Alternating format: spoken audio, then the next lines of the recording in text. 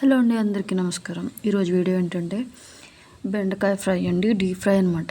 నార్మల్గా మనం తాలింపులు వేసుకుని బెండకాయ వేపుతాం, అలా కాకుండా ఈసారి కొత్తగా ట్రై చేద్దాం. బెండకాయలని ముక్కల కింద కట్ చేస్తాం. కట్ చేసి చూసారు కదా, ఇలా కట్ చేసుకుని అందులో కొంచెం పసుపు, కారం, కొంచెం సాల్ట్, నెక్స్ట్ కొంచెం శనగపిండి, కొంచెం మైదా అండ్ కొంచెం కార్న్ఫ్లవర్ కూడా, చికెన్ మసాలా, కొంచెం కరివేపాకు ఉంటే కరివేపాకు వేసుకుని, అల్లం వెల్లుల్లి పేస్టు ఇవన్నీ వేసేసుకుని ఉప్పు సరిపడగా వేసుకుని మంచిగా బాగా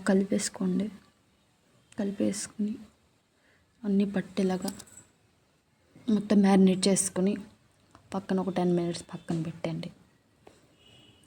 10 minutes అయిన తర్వాత పొయ్యి మీద బాండి పెట్టుకుని 3 tablespoon ఆయిల్ వేసుకోండి. అది హీట్ అయిన తర్వాత మనం ఇందాక మ్యారినేట్ చేసుకున్న బెండకాయ ముక్కలు తీసుకుని ఫ్రై చేసుకోవడమండి. నేను ఎక్కువ ఆయిల్ ఎందుకులా అని 3 tablespoon ఆయిల్ వేస్ట్ చేస్తున్నాను, ఎక్కువ ఆయిల్ లేకుండా. డీప్ ఫ్రై అయితే ఎక్కువ ఆయిల్ మళ్ళీ ఎందుకని తక్కువగా వేసా. చాలా బాగుంటుందండి ఇది, సైడ్ డిష్ కింద చాలా బాగుంటుంది. పప్పుచారులు పెట్టుకున్నప్పుడు, సాంబార్ అయినా, పప్పుచారులు అయినా, ఏదైనా పులుసు అయినప్పుడు ఈ ఫ్రై బాగుంటుంది తినడానికి. పప్పు చేసుకున్నప్పుడు కానీ, మనకి వడియాలు అందుబాటులో లేనప్పుడు కానీ ఇది చేసుకుంటే ఫ్రై పిల్లలు చాలా ఇష్టంగా తింటారు. బెండకాయ అంటే పులుసు అవి పిల్లలకి దిగదు, తినరు అని అనుకున్నప్పుడు ఈ డిష్ చేసి పెట్టండి, చాలా ఇష్టంగా తింటారు. చాలా టేస్టీగా కూడా ఉంటుంది. మీరు కూడా ఇప్పుడు ట్రై చేసేయండి. మరి గ్రీషు చిన్ను వ్లాగ్స్ని ఫస్ట్ టైం చూస్తున్నట్టయితే సబ్స్క్రైబ్ చేసుకుని బెల్ ఐకాన్ని యాక్టివేట్ చేసుకోండి. మీ ఫ్రెండ్స్ అండ్ ఫ్యామిలీకి షేర్ చేయండి.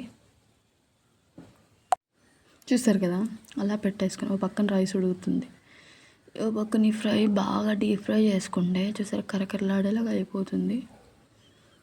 చాలా బాగుంటుందండి, ఉత్తిగా కూడా తినేచ్చు ఇవి. అంటే కర్రీ పాయింట్లో చేసి ఫ్రైలా ఉంటుందన్నమాట. బయటికి వెళ్ళకుండా మనం ఇంట్లోనే హెల్తీగా, వాళ్ళైతే ఫుడ్ కలర్స్ వేస్తారు, మనం ఇంట్లోనే హెల్తీగా చేసుకున్నాం. మీరు కూడా ట్రై చేసేయండి ఇప్పుడే.